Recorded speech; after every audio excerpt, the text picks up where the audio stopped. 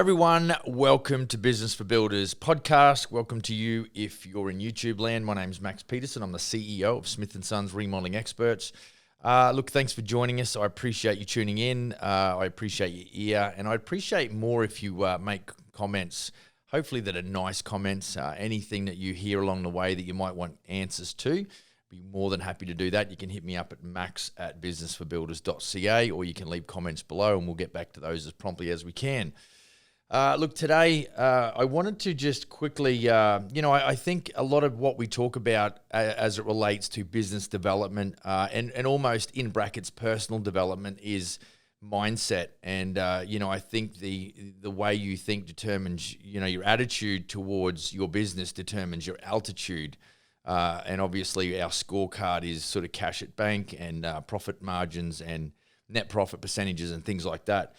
And so, I think as what we can all fall into is the trap of, procrastination or complacency, or maybe just a bit of laziness. I often say that I'm the most motivated, lazy guy that which is kind of pulling from two sides. But it's really when I break that down, and I guess I know me the best, is that if there's something that I don't want to do, I will go and watch Netflix. But if there is something that I want to do and I want to have happen, I will move heaven and earth to make that happen. Potentially and sometimes irresponsibly, but I will get the job done. But it's amazing how we make room and we make priorities, or we set up priorities to suit whatever it is that we really, really, really want to do. And I think in business, that's where I think in life you've got to figure out, well, I really, really hate what I'm doing. Well, no wonder you're demotivated, disillusioned, and pissed off at the world. I think you probably got to make a break and do something and find something. And I think that's a lot of soul searching and really understanding what it is that, really boils your potatoes and makes your day. And so, I think what I began to think about this quote that I've, heard a long time ago by Jim Rohn. We must all suffer from one of two pains, the pain of discipline or the pain of regret. The difference is discipline weighs ounces while regret weighs tons. And so, I think it is hard sometimes to get off our ass and do what we know we have to do, and we keep procrastinating. But I think sometimes, I've said this before, motion creates emotion. I think it's the little victories that really spur us on to the major achievements. And I think the major achievements a lot of the time is just a culmination of consistency and persistency and effort and the incremental and very sometimes small intangible victories that we might experience. And so, I think there's a lot of space for all of us to get better at that. Every action has an equal or opposite reaction. And so, if you are lazy and you are unmotivated and you don't do anything, then the reaction to that will be lack of success, lack of fulfillment, disillusionment, even depression, which is, dangerous. And so, I guess the encouraging word today is, first of all, find out what really lights your fire. And the other thing would be is you have to make a break. Sometimes you can feel indebted to maybe your employer, or you can feel indebted to your business. In a previous life back in the day, and this is where I think I learned a lot of my sales skills, because it is a fairly hardcore type of business, the old multi-level marketing. If there's anybody out there and they know what I'm talking about, they're head nodding right now going, yes, I know all about that. But that was, we did that, myself and my wife did that for about 6.5 years, something like that. And, we achieved, I guess, a decent level of success in that, where we did see some things happen, momentarily, and we saw the power of the business. However, as committed to that as I was, and I did make sacrifices to build that kind of business, and we had operations in 3 or 4 states in Australia. What I felt about that business when I did the soul searching was that what I was doing was not sustainable. I couldn't keep doing what I was doing indefinitely. And I literally, I guess at that point, I took everything good out of that business, the relationships, the experiences, both the good and the bad, and I resigned to the fact that I wasn't going to be able to crack that nut. Now, I really loved that kind of approach, where if you help enough other people get what they want, you automatically get what you want. That was the philosophy surrounding that business. And it was a shame to have to sort of walk away from that and bow out, essentially, after creating the kind of momentum that we had. So, I think, but for me, I had to recognize that even though there was some guys and girls, couples and people that had achieved great success in that business. I wasn't able to crack that nut. Now, do I look back at that and regret leaving? At the time, it felt bad. It was, it was gut wrenching to have to walk away because there was such a social impact on our lives that we enjoyed. But the commitment level that was required just wasn't going to suit us. We just started a family and we had a couple of kids. And so we chose to bow out. So I think it's important that you do go looking and you really, good luck if you think the first thing that you do is going to work out for you, because more often than not, that's not the case. And so you've got to be really committed to your own success and your own happiness, essentially.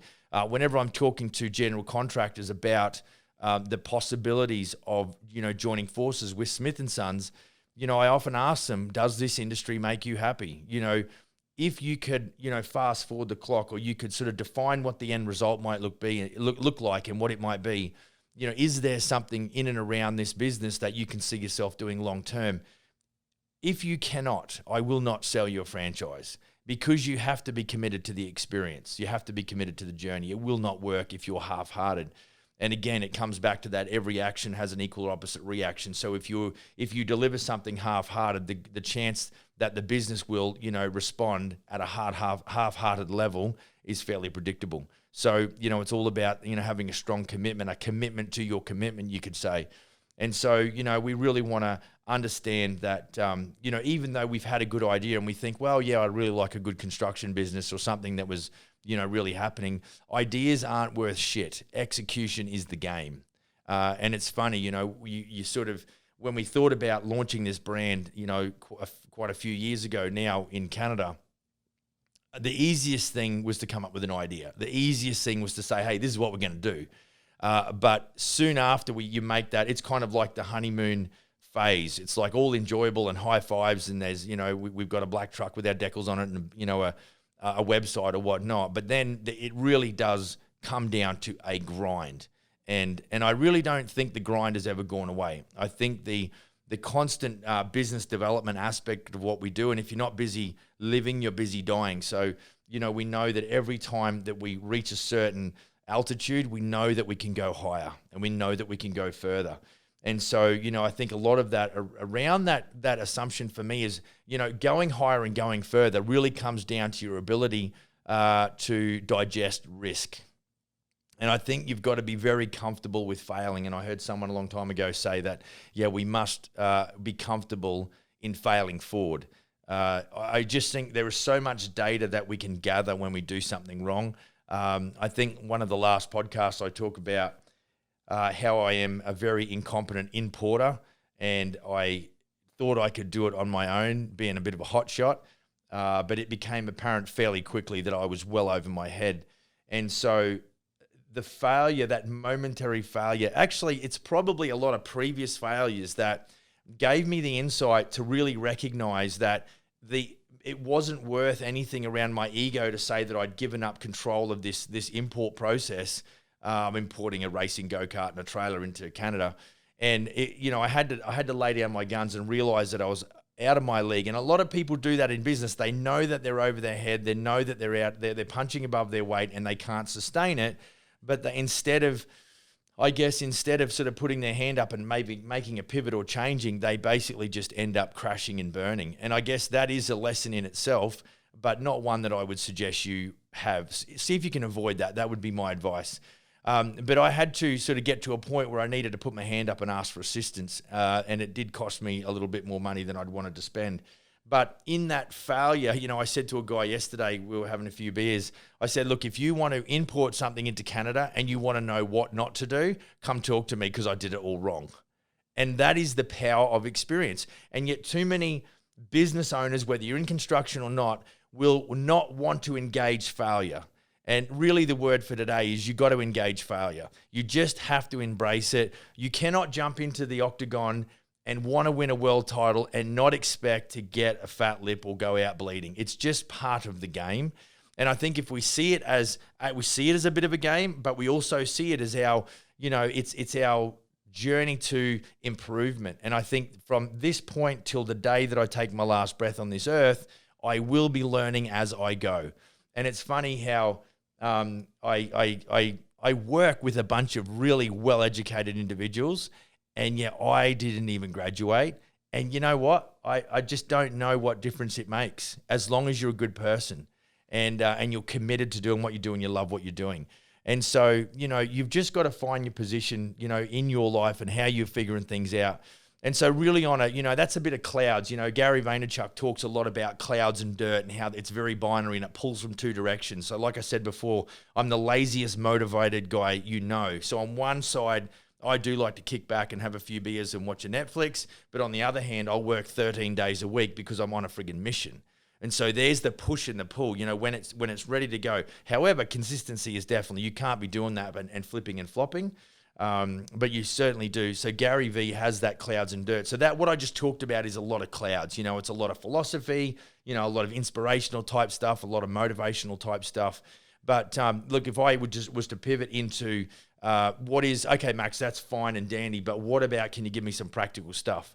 Well, I'm telling you right now, practicality would, in this sort of situation, if something that I'm saying in the first 10 minutes of this podcast is resonating with you, it's because it's what you need in your business and in your life to take you to the next level. I would say that your business right now is butting into ceilings and has done for a long time and will continue to do so, because if you want massive change in your life, you want massive change in your business, you have to implement massive change in yourself. So success is an inside job. It's not something that you can just go and download an app or buy it off Amazon and it's going to change you for the rest of your life. Success is an inside job. You have to understand that mindset is the first thing that you've got to change. Then, okay, once you're in the right spot and you have what we call an abundance mindset, not a poverty or a lacking mindset, you can then quickly move into, okay, show me or talk to me about more practical sides of things. Talk to me about more operational sides. And so I think the first thing that we really are starting to see more of, and I guess I've run this business sort of single-handedly on the ground here. Obviously, I've got some great business partners, and just recently we've just employed a few people to really help us out. But if you can't understand that to do something great, you're going to need to move from me to we, then you are going to maintain that really low altitude, if anything, and you're going to need to sort of start to think about, okay, what do I need to do in my business holistically to really change the face of the business? And so, I think it's a progression, but it first starts with an understanding. And so what I see when I see growth in the business, and I see growth in the guys that are running the business and the gals that are running the business, it's because of a lot of things to do with mentoring. It's a lot of things to do with, okay, why do I do what I do? And the fact that I can go out and try something because someone ahead of me has told me that it is possible. And it's amazing. It's sort of like the 4-minute mile. It was always something that couldn't be done, could not be done until Roger Bannister went and did it. And then soon after that, because the mindset or the mindset benchmark had shifted that said a human could run a 4-minute mile, then everyone else started to break the 4-minute barrier. And so what happens when you come into an arrangement like Smith & Sons, it will enable you to see what others are doing, see the success and sometimes the failure. So there's a great thing of, look, this is what not to do because it doesn't work. But you can also see the successes and how people in Smith & Sons are really creating great gross profits in their quotes and their proposals. They're converting those into great net profits, quarterly. And so, you become like the people you associate with. And that's super important. And so mentoring, I think there's a lot of business coaches going on and trying to make a dollar, and that's fine, good for them. But as far as authentic business development and knowing that you can follow somebody who's got a tangible, realistic understanding of the industry that you're in, that is something that Smith & Sons brings to the table. There's close to 12 years worth of construction experience just in this brand, not to mention a Big Brother brand that does $1 billion in sales and has done since probably the late 90s. And so the growth potential that's in these businesses, we have a franchisee growth pathway. And I'm telling you that, and amongst everything else we're doing as far as lead management and marketing and branding and the emphasis that's very consumer centric. And then of course there is the mentoring. It's the It's two ways. It's the pat on the back that I give the guys for doing awesome jobs, and it's the kick up the ass they need when they get comfortable and lazy and think that mediocrity is okay. And that's a tough call. And I am able to do that as their mentor at this stage because I have a responsibility and accountability to my business partners. And if I get lazy, guess what they're going to do? They're going to kick me up the ass and say, buddy, you better start performing because this is not good. This is not what we signed you up for. On the other hand, they pat me on the back as well. So I really think there is safety in that, in that situation where even if you don't get on board with a franchise operation like Smithies, you have to find something or somebody around you that can give you good, quality, honest candor, that you can trust their opinion of you and your business, and they have the track record that you can have confidence in to follow. It's been great having you here. I really appreciate your ear. And like I said at the beginning, if you've got any questions, hit me up at max@businessforbuilders.ca. If you've got any comments you want to make in the areas below, do that and we'll respond as promptly as we can. You can also text us on 250-241-8866, and we have that cell phone monitored as well. If you're in North America, you can hit us up on that. And we really appreciate you being with us. So go and build a kick-ass business, take it, and get on with it. We'll see you next time. Cheers.